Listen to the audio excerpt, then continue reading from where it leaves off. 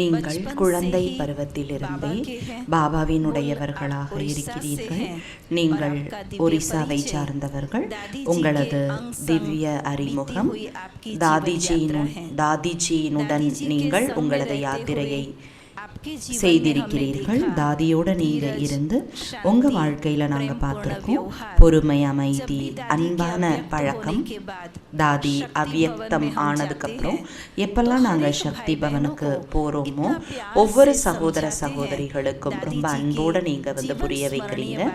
தாதிஜியினுடைய வாழ்க்கையின் நினைவு விஷயங்கள் எல்லாத்தையுமே நாங்களும் அங்கே ஒன்றி போயிடுறோம். அந்த விஷயங்களில் நாங்கள் எல்லாருமே விரும்புகிறோம். நீங்கள் தாதியோடையே இருந்திருக்கீங்க. தாதியின் வாழ்க்கை சரித்திரத்தை எங்களுக்கு நீங்கள் சொல்லுவீங்க. இதை நாங்கள் எல்லாருமே விரும்புகிறோம். மதிப்பிற்குரிய நீலு தீதிஜி. ஓம் சாந்தி. உங்கள் அனைவருக்கும் புதிய வருடத்திற்கான மற்றும் பாய் தூஜ் மற்றும் தீபாவளிக்கான வாழ்த்துக்கள் வாழ்த்துக்கள் வாழ்த்துக்கள். உங்கள் அனைவரையும் பார்த்து எனக்கு மிகவும் மகிழ்ச்சி ஏற்படுகிறது. அனைத்து வெண்ணிற உடையை அணிந்த நீங்கள் அனைவரும் அன்னப்பறவையின் சபை போல இது இருக்கிறது. ஏன் அப்படின்னா இன்னைக்கு இந்த எல்லையற்ற இடத்தை நான் பார்க்குறேன். இந்த எல்லையற்ற இடத்துல நம்ம எல்லாருமே உட்காந்துருக்கோம். எனக்கு டைமண்ட் ஹால் நினைவிற்கு வருகிறது. ஏன் அப்படின்னா பாபாவை சந்திப்பதற்காக பாபாவிற்கு கூட இந்த அளவிற்கு எல்லையற்ற இடம், எல்லையற்ற பார்வை, உள்ளுணர்வை வைக்கக்கூடிய குழந்தைகள் தேவை. இன்னைக்கு உங்க எல்லாரையும் பார்க்கும் பொழுது எனக்கு என்ன தோணுது அப்படின்னா, நான் முன்னாடி உட்கார்ந்துட்டு இருக்கேன்.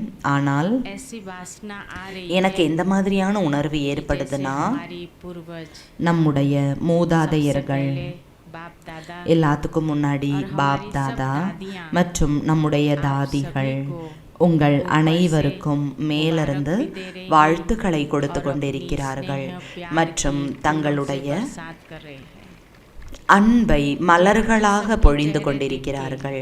நான் உங்கள் எல்லாரோட முகத்தை பார்க்கும் பொழுது எனக்கு என்ன தென்படுது அப்படின்னா, பாபா நம் அனைவருக்கும் சொல்லியிருக்காரு, மிக விரைவாக நாம் அனைவரும் தயாராகிவிட வேண்டும், பாபாவை வெளிப்படுத்த வேண்டும். உங்கள் அனைவரின் முகம் மற்றும் செயல்பாடுகளை பார்க்கும் பொழுது என்ன தென்படுது அப்படின்னா, அந்த சமயம் இன்னும் தொலைவில் கிடையாது.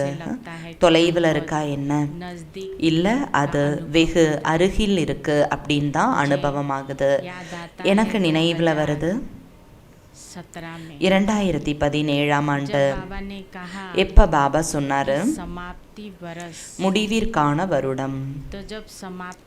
முடிவிற்கான வருடம் அப்படின்னு பாபா சொல்லும் பொழுது நம்ம எல்லாருக்குமே என்ன தோணுச்சு, இனி என்ன நடக்கும் அப்படின்னு தெரியலையே அப்படின்னு நம்ம நினைச்சோம். முடிவிற்கான வருடத்தின் கூடவே தாதி ஒவ்வொரு பொருட்களையுமே ஒவ்வொரு விஷயங்களையுமே உள்ளடக்கி கொள்வதற்காக அவர்கள் ஏற்பாடு செய்து விட்டார்கள். அப்பதான் தெரிஞ்சது, ஆமா நேரம் நெருக்கத்துல வந்துகிட்டு இருக்கு, நேரம் முடிய போகுது. பாபா நம்ம எல்லாரையுமே ஒரே ஒரு பாடத்தை மிகவும் உறுதிப்படுத்தி கொண்டிருந்தார். நம்ம எல்லாருக்குமே அந்த விஷயம் நினைவில் இருக்கும். பாபா ஒவ்வொரு நொடியும் ஒவ்வொரு சமயம் எவ்வளவு முறை பாபா முரளி எடுத்துட்டே இருக்காரு.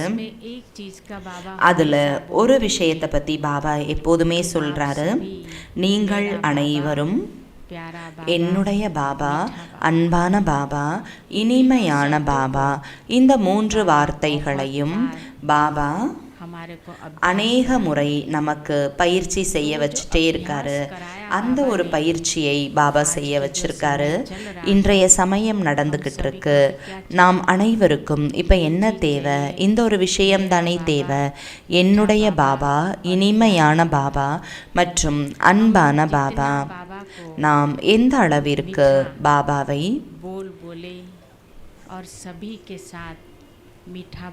அவர்கிட்ட நம்ம இனிமையாக பேசுகிறோம், எல்லார்கிட்டையும் நம்ம இனிமையாக பேசுகிறோம் அப்படின்னா பாபா தானாகவே வெளிப்பட்டுடுறாரு.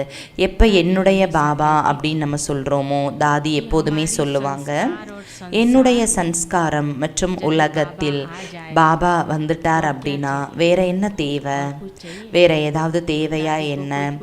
தாதிக்கு சிலர் கேட்பாங்க, தாதி நீங்கள் என்ன முயற்சி செஞ்சுக்கிட்டு இருக்கீங்க? தாதி ஒரே ஒரு வார்த்தை சொல்லுவாங்க, முயற்சி என்றாலே என்னெல்லாம் இருக்கோ எல்லாமே பாபாவினுடையது. என்னுடைய பாபா அப்படின்னு சொல்றது, இனிமையான பாபான்னு சொல்றது. இந்த வார்த்தை இருக்கிறது தானே, அன்பான பாபான்னு நம்ம சொல்கிறோம் இல்லையா? அன்பு செய்யுங்க, இனிமையாக பேசுங்க மற்றும் பாபாவை உங்களுடையவர்களாக ஆக்கிவிடுங்கள். நான் தாதியோடு 38 வருடங்கள் நான் இருந்தேன். நான் தாதியை பார்த்துக்கிட்டு இருந்தேன். நாம் அனைவரும் பிரம்மா பாபாவினுடைய கதைகளை நாம் கேட்டிருக்கோம். பிரம்மா பாபாவின் வாழ்க்கை வரலாறு என்ன அப்படிங்கிறத நாம் கேட்டிருக்கோம். ஆனால் பிரம்மா பாபாவை நம்ம பார்த்ததே கிடையாது. ஆனால் நான் தாதியோடு இருந்து தாதியை பார்த்து கொண்டிருந்தேன். தாதி எப்படி பாபாவை பின்பற்றி கொண்டு இருந்தார்கள். தாதி பாபாவின் ரதமாக இருந்தாங்க. ஆனாலும் கூட தாதியின் ஞானம், யோகம், சேவை, தாரணை இதெல்லாமே மிகவும் சரியாக இருக்கும். அந்த அளவிற்கு சரியாக இருக்கும். தாதி மிக சரியாக நடந்து கொண்டிருப்பார்கள். இறைவன் ஒரு வைரத்தை தேர்ந்தெடுத்திருக்கிறாரு அப்படின்னு தான் எனக்கு தோணும். உங்கள் எல்லாருக்குமே தெரியும், தாதி ரொம்ப குறைவாக தான் பேசுவாங்க. ஆனால் தாதி எதை பேசுவாங்களோ அது ரொம்ப சாரத்தோடு கூடியதாக அவங்க பேசுவாங்க. தாதியினுடைய தனித்துவமே என்ன அப்படின்னா, தாதி மிகவும் ராயலாக இருப்பாங்க. அவங்கக்கிட்ட அதிகமான ராயல்ட்டி இருந்தது. தாதி மிகவும் தூய்மையான ஆத்மா. நாம் எல்லாருமே தாதியை பார்த்துருக்கோம். தாதி நடக்கிறது எப்படி அப்படின்னா ஒரு ஃபரிஷ்தாவை போல நடப்பார்கள். தாதி ரொம்ப நன்றி விசுவாசம் உடையவர்களாக, நேர்மையானவர்களாக இருப்பாங்க. தாதி ரொம்ப பணிவோடு இருந்தாங்க. தாதி எப்பொழுதுமே பார்த்தீங்க அப்படின்னா தாதி கிட்ட வேஸ்ட் இருக்கவே இருக்காது. நம்முடைய 3 தாதிகளை நம்ம பார்த்துருக்கோம். எப்பெல்லாம் நாம் அவங்கள பார்க்குறோம், அவங்கள நம்ம பார்க்குறோம், அவங்க கிளாஸ் பண்ணுறாங்க, பேசுகிறாங்க. அப்போ பெரிய தாதிஜி எப்போதுமே சொல்லுவாங்க, நான் என்னுடைய வாழ்க்கையில், தாதி பிரகாஷ்மணிஜி என்ன சொல்லுவாங்க, என்னுடைய வாழ்க்கையில் நான் போய் பேசவே இல்லை. தாதி ஜானகிஜி எப்பொழுதுமே என்ன சொல்லுவாங்க, நான் ஒரு பொழுதும் திருடவே இல்லை அப்படின்னு சொல்லுவாங்க. தாதி குல்சார்ஜி என்ன சொல்லுவாங்க, நான் ஒரு பொழுதும் கோபப்பட்டதே இல்லை அப்படின்னு சொல்லுவாங்க. நம்முடைய 3 தாதிகளையும் பாபா நிமித்தமாக ஆக்கியிருக்காரு. அந்த 3 தாதிகளும் நம்ம எல்லாருக்கும் முன்னாடி, பாபாவுக்கு முன்னாடி அவர்கள் மிகப்பெரிய எடுத்துக்காட்டாக இருந்திருக்காங்க. நான் தாதிகளோட விஷயத்த சொல்கிறேன். தாதிகளுக்குள்ள அவ்வளோ அன்பு இருந்தது, மதிப்பு இருந்தது, மரியாதை இருந்தது. நீங்கள் பார்த்துருக்கீங்க. 3 தாதிகளுக்கும் நீங்கள் ஏதாவது பேசுகிறீங்க, 3 பேரோட பதிலும் எப்போதும் ஒரே மாதிரி தான் இருக்கும். அநேக முறை நான் பார்த்துருக்கேன். தாதி கிட்ட பேசிட்டு வரோம், பெரிய தாதி கிட்ட நம்ம பேசிட்டு வரோம். தாதி என்ன பதில் சொல்வாங்களோ அதே தான் தாதி ஜானகிஜியும் அதே சொல்லுவாங்க. தாதி குல்சார்ஜி எப்போதும் அதே ஆன்சர் தான் சொல்லுவாங்க. பாபா 3 ரத்தினங்களையும் ஒன்றிணைத்து வைத்திருந்தார். எப்போதும் சொல்லுவாங்க, மன்மோகினி தீதியும் தாதி பிரகாஷ்மணிஜியும் 2 சரீரமாக இருந்தாலும் ஆத்மா ஒன்றுன்னு.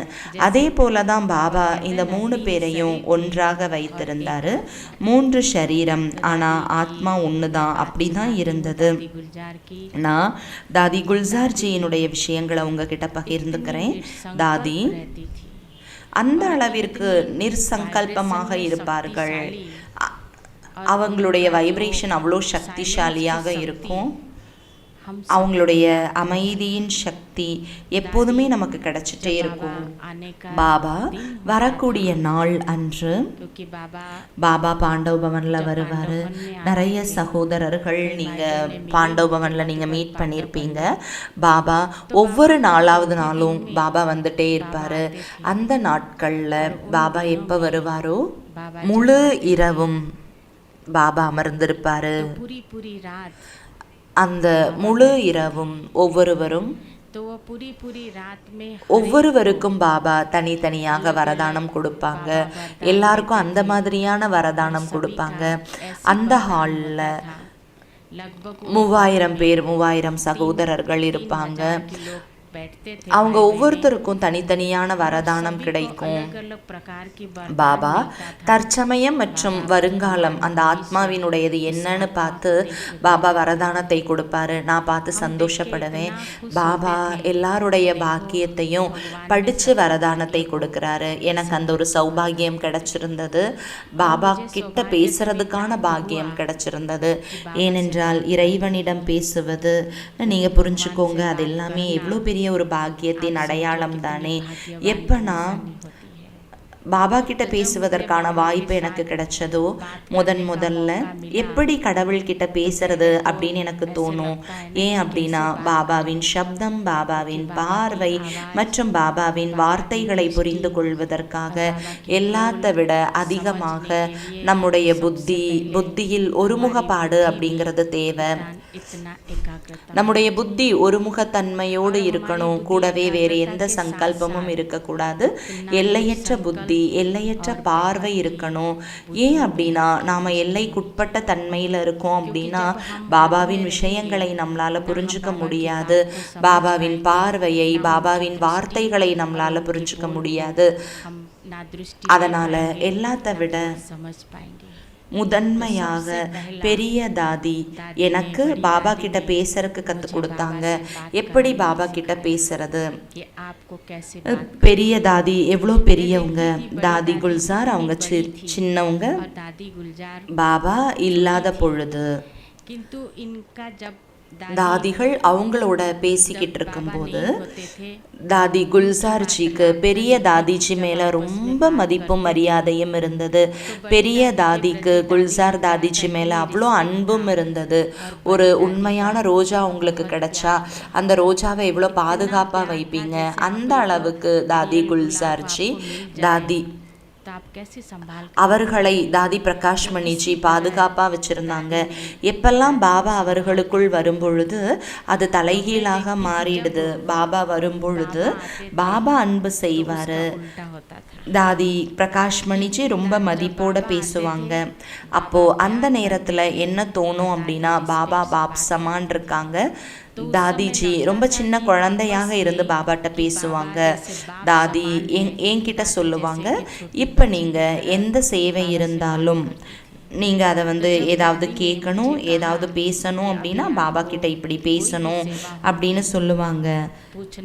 தாதிஜி பாபா கிட்ட பேசுகிறத நான் பார்ப்பேன். அந்த ஒரு பாக்கியம் எனக்கு கிடைச்சிருக்கு. மெதுவாக பாபா கிட்ட எப்படி பேசுறது அப்படிங்கிறத நான் தெரிஞ்சுக்கிட்டேன். பாபா கிட்ட எப்படி பேசும் பொழுது நிறைய நேரம் அப்படி நடக்கும். பாபா ஒரு முறை சொல்லிட்டாரு. பாபா ஒரு முறை சொன்ன விஷயத்த திரும்ப சொல்லவே மாட்டாரு. எனக்குள்ள ஒரே பயமா இருக்கும். எப்படி நான் திரும்ப பாபா கிட்ட கேட்கறது? பாபா கிட்ட திரும்ப கேட்க முடியாது. அப்போ தாதி யஜ்யத்தின் சில விஷயங்கள், யஜ்யத்தின் செயல்பாடுகளை பற்றிய விஷயங்கள் இருக்கும். தாதி எனக்கு சொல்லிட்டு போவாங்க, நீங்க இந்த விஷயங்கள் எல்லாம் எழுதி வைங்க, பாபா கிட்ட கேட்டு வைங்க அப்படின்னு சொல்லுவாங்க. இவ்வளோ பெரிய பொறுப்பு தாதி ரொம்ப ஒரு நம்பிக்கையோட எனக்கு சொல்லுவாங்க. தாதியினுடைய நம்பிக்கை, பாபாவின் உதவி அவசியம் இருக்கு. அந்த சமயம் நான் பாபா கிட்ட கேட்க போகும்போது நான் பார்க்குறேன், நான் யோசிப்பேன், பாபா கிட்ட நான் எப்படி கேட்கறது? ஏன் அப்படின்னா ஒருத்தவங்களுக்கு அப்புறம் ஒருத்தவங்க லைனாக வந்துட்டே இருப்பாங்க. எல்லாருக்கும் பாபா திருஷ்டி கொடுப்பாரு, வரதானம் கொடுப்பாரு, டோலி கொடுப்பாரு. நான் எப்படி கேட்கறது? தாதி 2-3 விஷயங்கள் சொல்லி வச்சிருப்பாங்க. நான் ரொம்ப கஷ்டப்பட்டு அந்த 4-5 மணி நேரத்தில் நான் ஒரு கேள்வி 2 கேள்வியை தான் பாபா கிட்ட சொல்லி கேட்க முடியும். அதுக்கப்புறம் எனக்கு புரியாத விஷயங்கள் இருக்கு. நான் பாபா கிட்ட சொன்னேன், பாபா நீங்க தாதிக்கு சொல்லிருங்க அப்படின்னு நான் சொல்லிடுவேன். நான் பார்த்தேன் நாம பாபாவுக்கு அதை சொல்லிடுறோம், பாபா நீங்க இந்த விஷயத்த சொல்லிருங்க அப்படின்ட்டு. எந்த நாள் நான் அப்படி சொல்லியிருப்பேனோ, தாதி குல்சார்ஜி வத்தனத்தில் பாபாவிடமிருந்து விடை பெற்று வரும் பொழுது குழந்தைக்கு இந்த விஷயம் புரியல, இந்த விஷயத்தோட பதில் இதுதான்னு பாபா சொல்லி கொடுப்பாரு. அப்ப எனக்கு புரிய ஆரம்பிச்சது, ஆமா நம்ம பாபா கிட்ட ரொம்ப ஈஸியா பேச முடியும். இந்த மாதிரி பாபா கிட்ட பாபாவின் பார்வை, பாபாவின் வார்த்தைகள், இது எல்லாத்தையுமே என்னால பார்க்க முடிஞ்சது. பாபா தாதியை வரதானம் கொடுத்தார். தாதிக்கு உங்களது பார்வையில், உங்களது வார்த்தையில் நிறைய சேவை நடக்கும். பிரம்மா பாபா தாதிக்கு வரதானம் கொடுத்திருந்தாரு. ஒரு முறை பாபா என்னமோ எழுதிட்டு இருந்தாரு, பிரம்மா பாபா எழுதிட்டு இருந்தாரு. அந்த சமயம் தாதி குல்சார்ஜி அங்க போய் சேர்ந்தாங்க. பாபாட்ட கேட்டாங்க, பாபா நீங்க யாருக்கு கடிதம் எழுதுறீங்க? அப்போ பாபா தாதிக்கு சொன்னாங்க, இந்த கடிதம் காத்து கொண்டிருப்பவர்களுக்கு, இந்த பத்திரத்தை, இந்த கடிதத்தை படிப்பதற்கு நிறைய பேர் காத்துக்கிட்டு இருக்காங்க. இந்த கடிதத்தை படித்து நிறைய பேர் மகிழ்ச்சி அடைகிறாங்க. அதே போல தான் நீங்கள் எழுதும் கடிதத்தை படிப்பதற்கு நிறைய பேர் காத்திருப்பாங்க அப்படின்னு பாபா சொன்னார். அப்போது நான் தாதிஜி எப்படி கடிதம் எழுதுவார்கள் அப்படிங்கிறத நான் பார்த்துருக்கேன். தாதிஜி பாபா கிட்டேருந்து அவ்வியக்த செய்தியை எடுத்து வருவாங்க. அந்த செய்தியை தாதிஜி எழுதுவாங்க. தாதி எழுதும்போது எப்படி இருக்கும் அப்படின்னா, தாதி இந்த வத்தனத்துல இருந்து அவங்க எழுதுவாங்க. சாக்கார வத்தனத்துல இருந்து போய் அவ்வியக்த வத்தனத்துல அவ்வியக்த செய்தியை எடுத்து எழுதி வருவாங்க. தாதி தன்னுடைய அறையில் அமர்ந்திருப்பாங்க. தாதி எழுதுவாங்க. அந்த ரூமோட வைப்ரேஷன் அவ்வளோ அமைதியானதாக, சக்திசாலியானதாக இருக்கும். வெளியில் எவ்வளோ சப்தம் இருந்தாலும் அந்த ரூம்க்கு அக்கம் பக்கத்தில் நீங்கள் போனால் கூட அந்த ஒரு சக்திசாலியான அமைதியின் அதிர்வலைகளை உங்களால் அனுபவம் செய்ய முடியும். ஒரு முறை தாதி இந்த மாதிரி எழுதிக்கிட்டு இருந்தாங்க. அப்போ ஒரு சகோதரி அவங்க கிளம்ப வேண்டியதாக இருந்தது. அவங்க என்கிட்ட சொன்னாங்க, நான் தாதி கிட்ட விடை பெற்று செல்லணும்னு சொன்னாங்க. நான் சொன்னேன், தாதி எழுதிக்கிட்டு இருக்காங்க அப்படின்னு சொன்னேன். அப்போ அவங்க சொன்னாங்க, நான் ஒரே ஒரு நிமிடம் தாதிக்கு ஓம் சாந்தி சொல்லிட்டு போகணும். நானும் சரி அப்படின்னு சொல்லிட்டேன். எப்போ அவங்க உள்ளே போனாங்களோ, தாதியை பார்த்தார்களோ, தாதியை பார்த்த உடனேயே அங்கே பேசுகிற விஷயமெல்லாம் இல்லை, அவங்க அங்கே சில மாதிரி நின்றுக்கிட்டு இருந்தாங்க. ஏன் அப்படின்னா அவங்க அப்படி நின்றுட்டு இருந்தாங்க. அந்த ஒரு அமைதியான வாயு மண்டலத்தில், சக்திசாலியான வாயு மண்டலத்தில் அவங்க மூழ்கிட்டாங்க. கொஞ்ச நேரம் ஆயிடுச்சு. நான் போனேன். தாதி கிட்ட கேட்டுட்டிங்களா, தாதிகிட்ட பேசிட்டிங்களா? அப்போ நான் அவங்க சொன்னாங்க, தாதியை டிஸ்டர்ப் பண்ணுறதுக்கு எனக்கு மனசே இல்லை. எனக்கு அப்படி அனுபவம் ஏற்பட்டது. தாதி இந்த உலகத்திலேயே இல்லைன்னு அனுபவம் ஏற்பட்டுச்சு. இந்த அறையிலேயே தாதி இல்லைன்னு எனக்கு ஃபீல் ஆச்சு. தாதி வத்தனத்தில் தான் இருக்காங்கன்னு எனக்கு தோணுச்சு. அப்போது சொல்ல வர விஷயம் என்னன்னா, தாதி என்ன காரியம் செய்தாலும் முதலில் பாபாவை தவிர வேற எந்த காரியம் செய்தும் நான் பார்த்ததே இல்லை. முரளியின் மீது தாதிக்கு ரொம்ப அன்பு இருந்தது. நம்ம எல்லாரும் ஒரு முரளி படிக்கிறோம், கேட்குறோம், அவ்வளோதான். அப்போ நாம் அவ்வளோதான் முரளி படிச்சிட்டோம் அப்படின்னு சொல்கிறோம். ஆனால் தாதி பாபாவின் ரதமாக இருந்தார்கள். அவர்களுக்கு முரளியின் மீது அளவற்ற அன்பு இருந்தது. நான் உங்களுக்கு என்ன சொல்றது, அவ்வளோ அன்பு இருந்தது.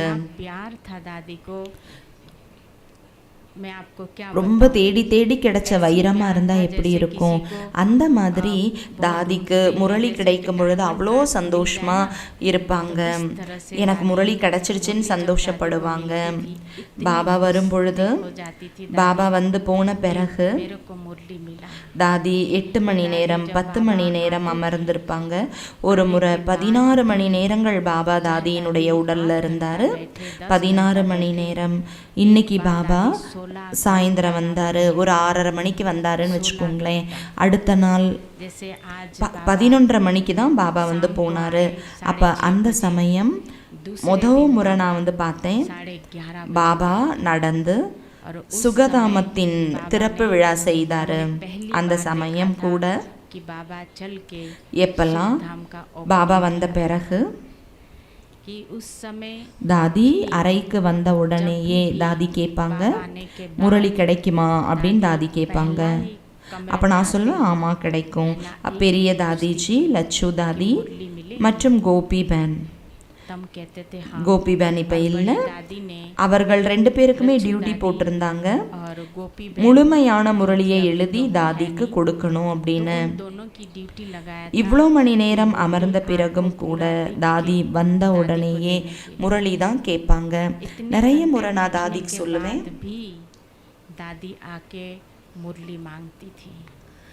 பாபா உங்கள் சரீரத்தில் வந்து இவ்வளோ குழந்தைங்களுக்கு சொன்னார், நீங்கள் அப்புறம் கூட படிக்கலாம்ல. தாதி சொல்லுவாங்க, நீங்கள் எல்லாரும் எவ்வளோ பாக்கியசாலிகள்.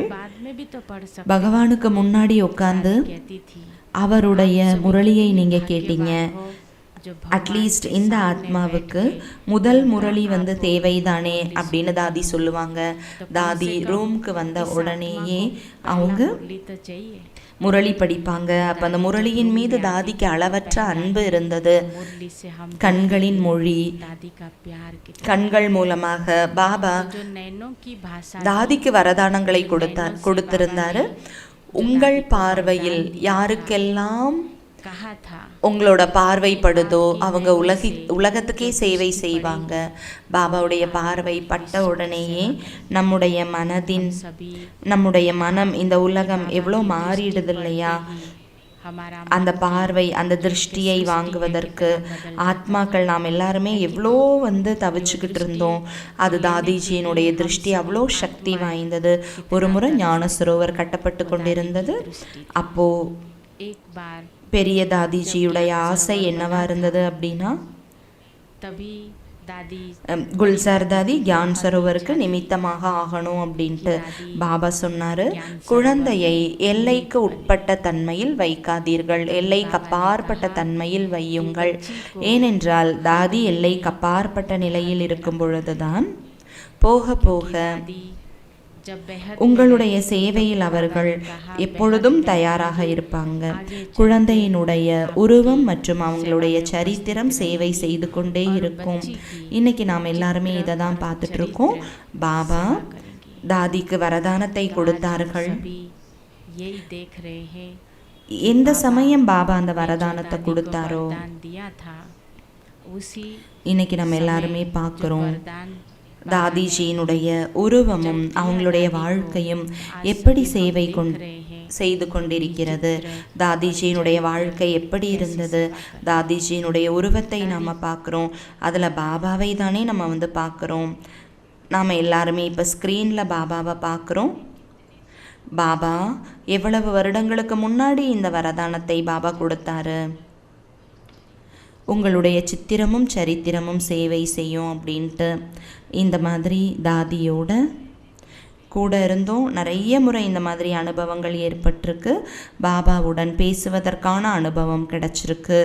நிறைய விஷயங்களை நான் அடைஞ்சிருக்கேன். நான் என்னை மிகவும் பாக்கியசாலின்னு உணர்கிறேன். ஏன் அப்படின்னா பாபாவுடன் ஒவ்வொரு நொடியும் ஒவ்வொரு சமயமும் நான் வந்து கழிச்சிருக்கேன். பாபா சொல்லியிருக்காரு, நீங்கள் தாதிஜியினுடைய சேவை செய்கிறீங்க, தாதியின் சேவை எல்லாரும் செய்கிறாங்க, நீங்களும் அந்த சேவை செய்வதற்கான பாக்கியம் உங்களுக்கு கிடைச்சிருக்குன்னு பாபா சொன்னார். ஓம் சாந்தி.